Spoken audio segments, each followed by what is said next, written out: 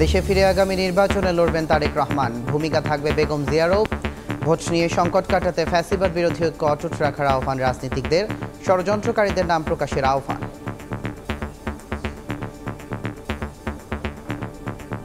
নাহিদের অভিযোগগুলো বিবেচনার মধ্যে নিয়ে এসে যদি একটা শ্বেতপত্র যদি প্রকাশ করতে পারেন সরকারের স্বচ্ছতা, তাহলে নিশ্চিত হবে।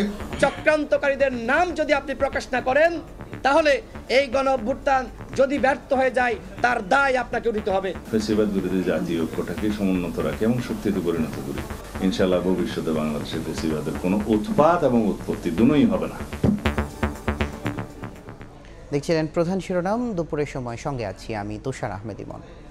এবার অন্যান্য শীর্ষ সংবাদ। এআই ব্যবহার নিয়ন্ত্রণ করা না গেলে সুষ্ঠু নির্বাচন নিয়ে শঙ্কা, অবাধে দায়িত্ব পালনের নিশ্চয়তা চান সাংবাদিকরা। স্বচ্ছ ভোট করতে গণমাধ্যমকে সহযোগিতার আহ্বান সিইসির।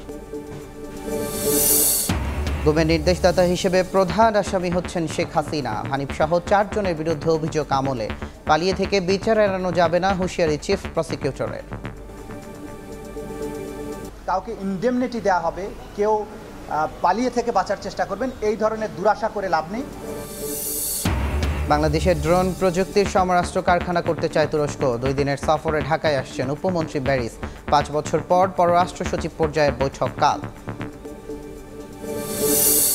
বিতর্কে মোড়ানো বিসিবি নির্বাচনের ভোট গ্রহণ চলছে, বিনা প্রতিদ্বন্দ্বিতায় নির্বাচিত 9 পরিচালক। সার্বিক পরিস্থিতিতে সন্তুষ্ট আমিনুল ইসলাম বুলবুল।